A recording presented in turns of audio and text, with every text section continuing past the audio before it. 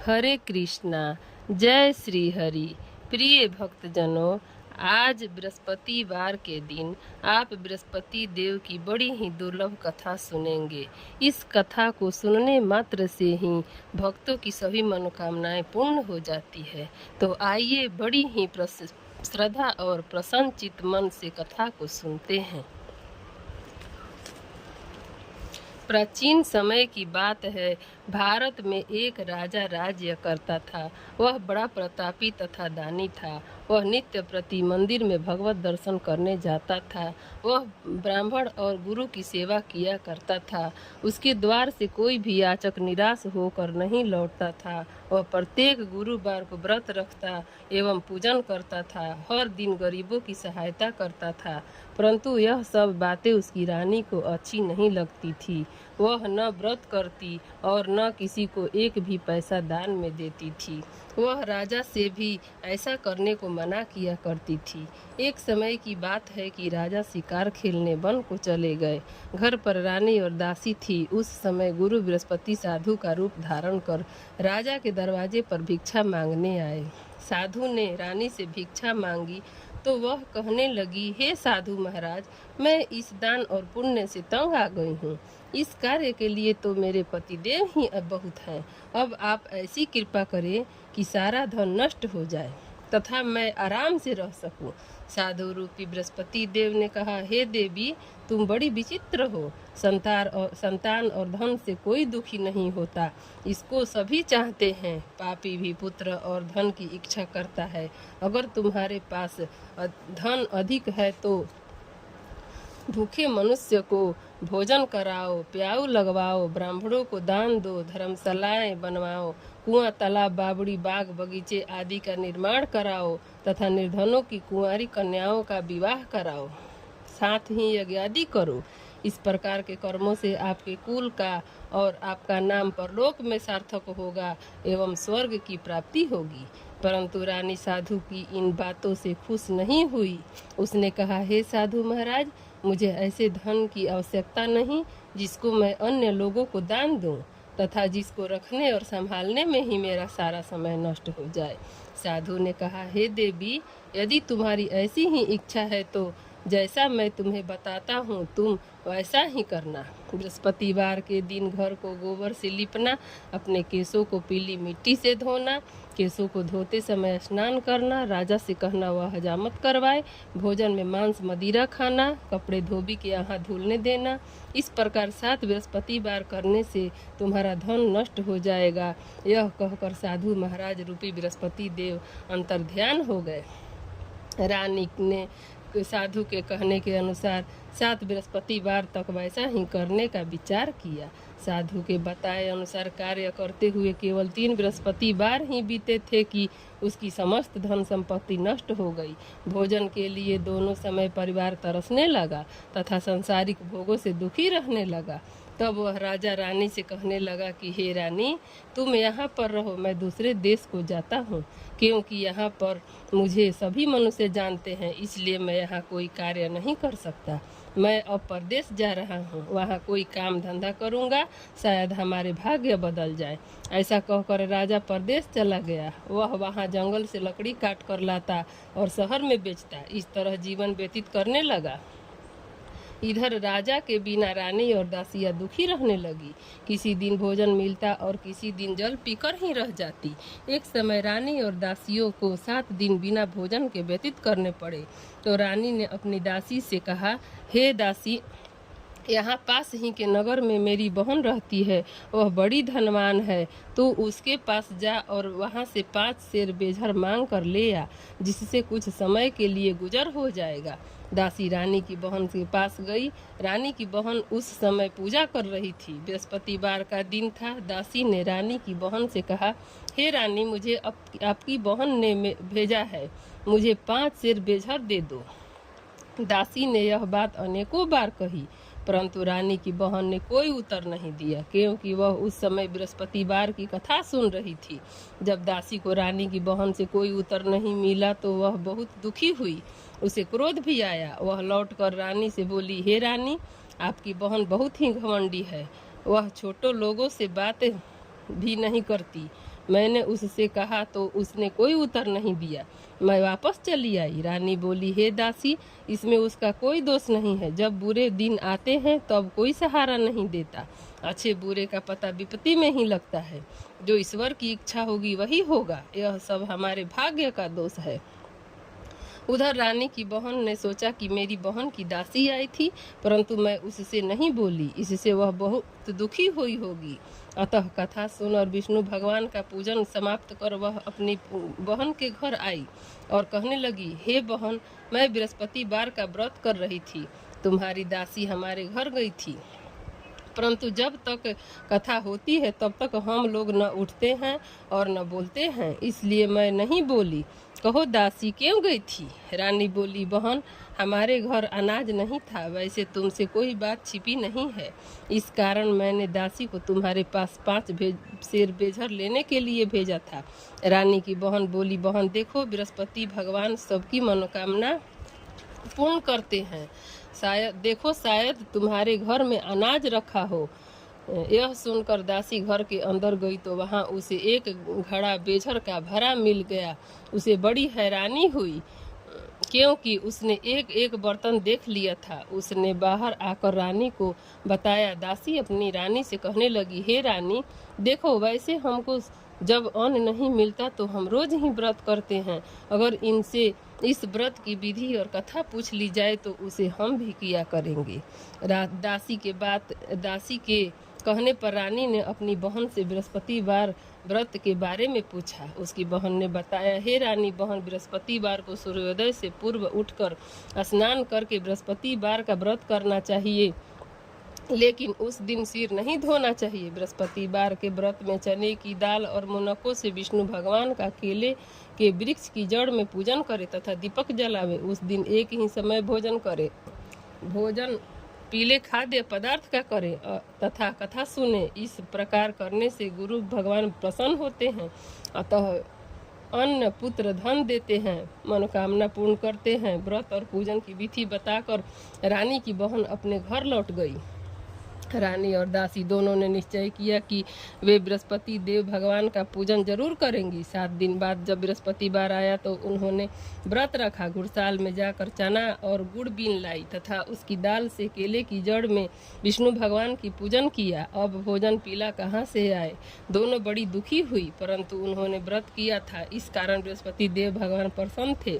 एक साधारण व्यक्ति के रूप में वे 2 थालों में सुंदर पीला भोजन लेकर आए और दासी को देकर बोले, हे दासी, यह भोजन तुम्हारे और रानी के लिए है, तुम दोनों करना। दासी भोजन पाकर बड़ी प्रसन्न हुई और रानी से बोली, रानी जी, भोजन कर लो।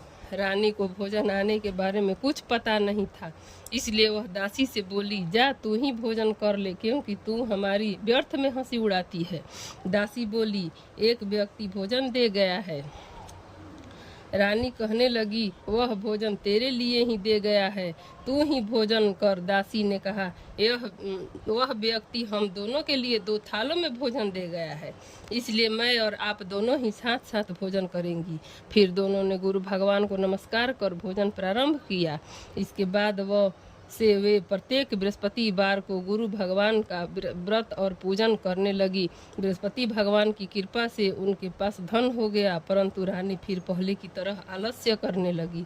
तब दासी बोली, देखो रानी, तुम पहले से भी इस प्रकार आलस्य करती थी। तुम्हें धन को रखने में कष्ट होता था, इस कारण सभी धन नष्ट हो गया। अब गुरु भगवान की कृपा से धन मिला है तो तुम्हें आलस्य होता है। बड़ी मुसीबतों के बाद हमने यह धन पाया है, इसलिए हमें दान या पुण्य करना चाहिए। तुम भूखे मनुष्यों को भोजन कराओ, प्याऊ लगवाओ, ब्राह्मणों को दान दो, कुआं, तालाब, बावड़ी आदि का निर्माण कराओ, मंदिर पटशाला बनवा कर दान दो, कुंवारी कन्याओं का विवाह करवाओ। धन को शुभ कार्यों में खर्च करो, जिससे तुम्हारे कुल का यश बढ़े तथा स्वर्ग प्राप्त हो और पितृ प्रसन्न हो। दासी की बात मानकर रानी ने इसी प्रकार के कर्म करने प्रारंभ किए, जिससे उनका काफी यश फैलने लगा। एक दिन रानी और दासी आपस में विचार करने लगी कि न जाने राजा किस दशा में होंगे, उनकी कोई खोज खबर नहीं है।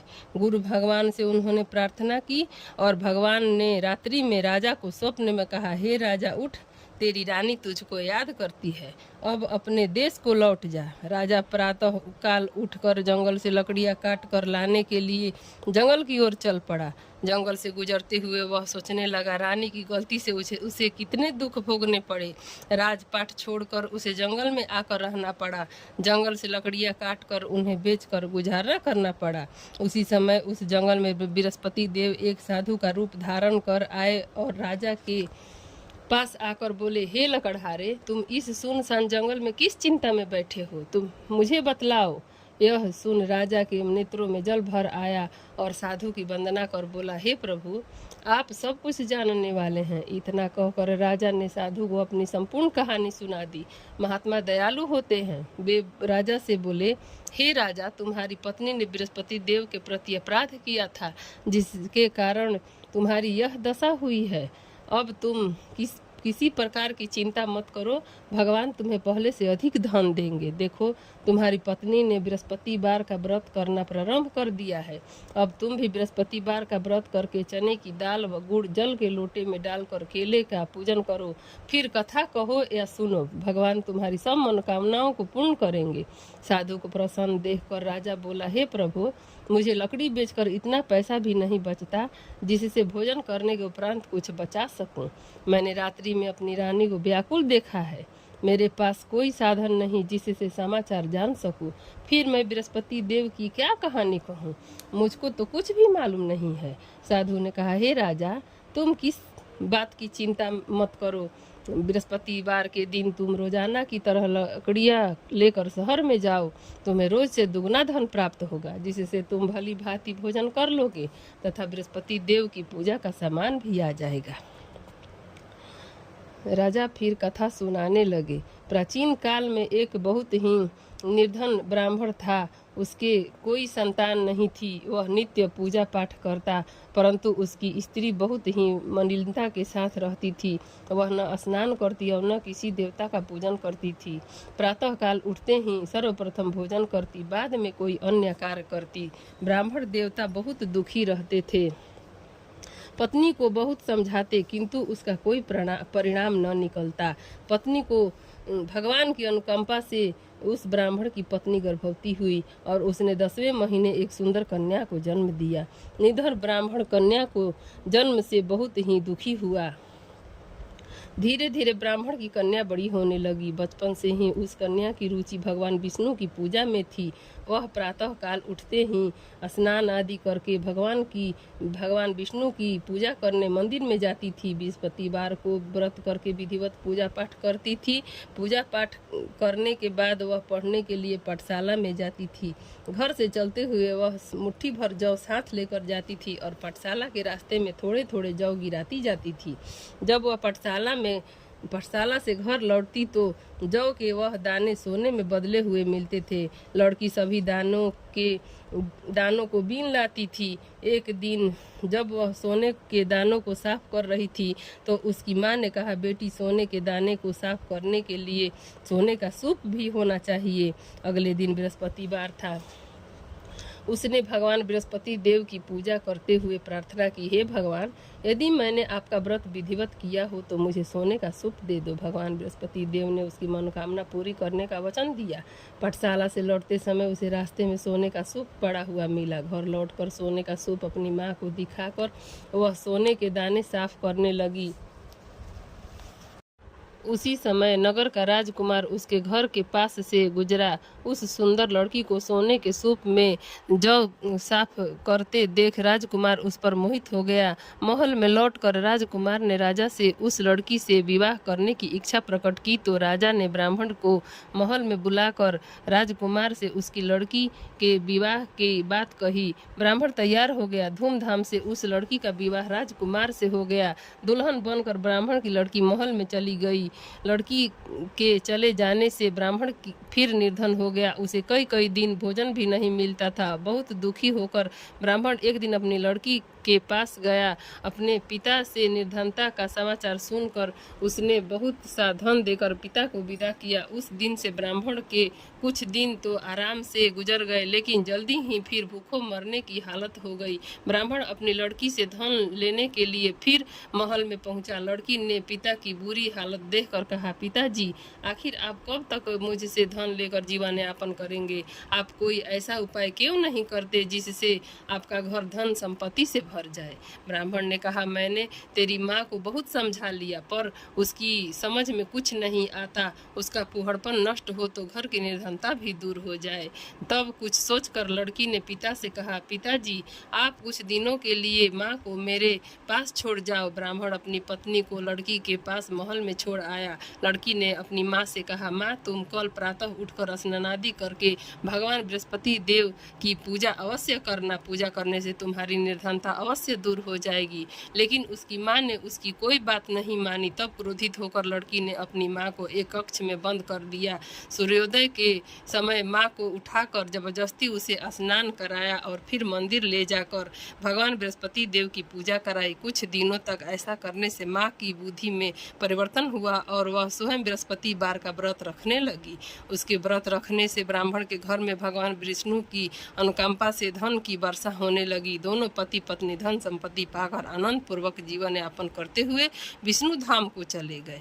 लकड़हारा बने राजा ने सन्यासी से भगवान बृहस्पति देव की यह कथा सुनकर बृहस्पतिवार का व्रत करके भगवान विष्णु की पूजा की। उस दिन से उसके सभी क्लेश दूर हो गए। लेकिन अगले बृहस्पतिवार को कामकाज में अधिक व्यस्त रहने के कारण उसने भगवान बृहस्पति देव का व्रत नहीं किया। भगवान बृहस्पति देव लकड़हारे से क्रोधित हो गए और उसे भूल की सजा दी। उस दिन नगर के राजा ने नगर में घोषणा करके सबको सूचित किया, प्रत्येक नागरिक मेरे महल में भोजन करने आए। जो नहीं आएगा उसे अपराधी मानकर भारी दंड दिया जाएगा। लकड़हारा बने राजा ने उस नगर के राजा की घोषणा तो सुनी, लेकिन जंगल से लकड़ी काटकर लाने और उन्हें बेचने में देर हो जाने के कारण वह समय पर महल में भोजन करने नहीं जा सका। अतः राजा के सैनिक लकड़हारे को पकड़कर महल में ले गए। राजा ने उसे महल के एक कक्ष में बैठाकर भोजन कराया। उस कक्ष में एक खूंटी पर रानी का सोने का हार लटका हुआ था। लकड़हारा अकेला उस कक्ष में भोजन कर रहा था। तभी उसने एक आश्चर्यजनक घटना घटती देखी। देखते ही देखते वह खूंटी हार को निगल गई। थोड़ी देर के बाद नगर के राजा ने हार को गायब देखा तो लकड़हारे को कारावास में डलवा दिया। लकड़हारा मन ही मन अपने भाग्य को कोसने लगा। तभी उसे जंगल में मिले सन्यासी का स्मरण हो आया।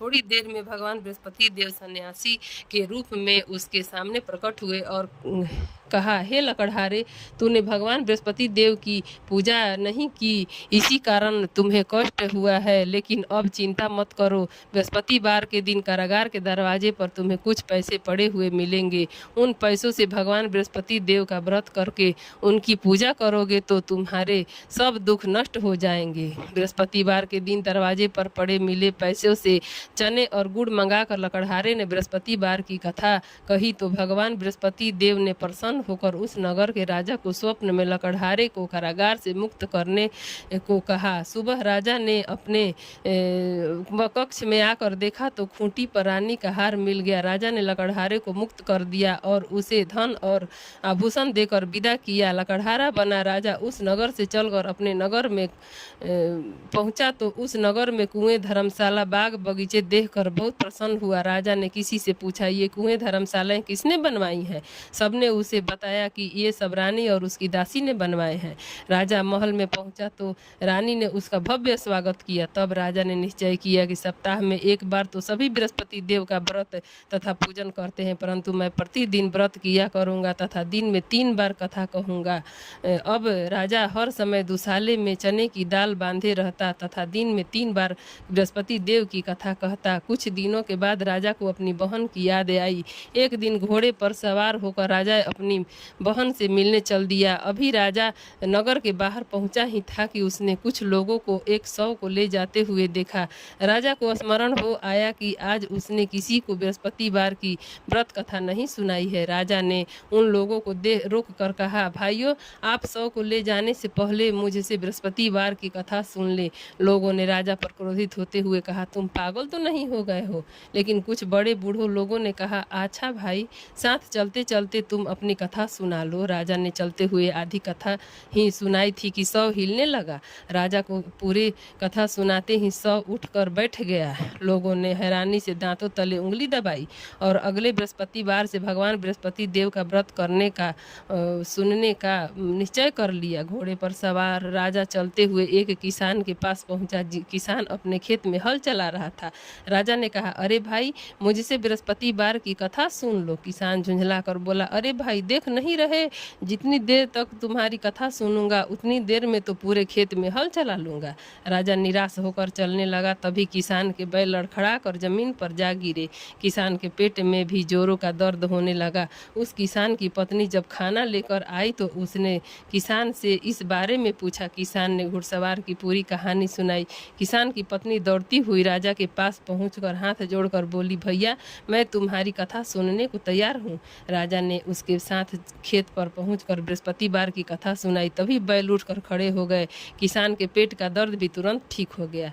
राजा अपनी बहन को घर पहुंचा तो उसकी बहुत आव भगत हुई। अगले दिन सुबह उठकर राजा ने देखा घर के सभी लोग भोजन कर रहे हैं। किसी भूखे को बृहस्पतिवार की कथा सुनाए बिना राजा भोजन नहीं करता था। उसने बहन से कहा, बहन, क्या घर में कोई ऐसा व्यक्ति है जिसने अभी तक भोजन न किया हो? उसकी बहन बोली, भैया, हमारे घर में तो क्या, आपको पूरे नगर में ऐसा कोई व्यक्ति नहीं मिलेगा जिसने सुबह सुबह भोजन नहीं किया हो।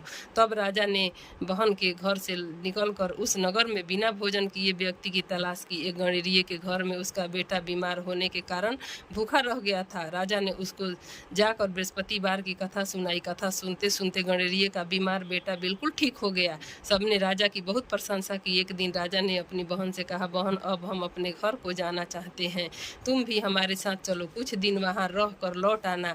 राजा की बहन ने अपनी सास से पूछा तो सास ने ताने देते हुए कहा, बहू, मायके जाना तो अकेली जाना, मेरे पोतों को नहीं ले जाना। तुम्हारे भाई के कोई संतान नहीं है, कहीं तुम्हारी भाभी मेरे पोतों को जादू टोना न कर दे। दूसरे कक्ष में बहन की सास की बातें सुनकर राजा दुखी मन से अकेला ही अपने घर नगर को लौट गया। रानी ने राजा से कहा, आप तो अपनी बहन को साथ लेकर लाने की बात कहकर गए थे, फिर बहन को साथ क्यों नहीं लाए?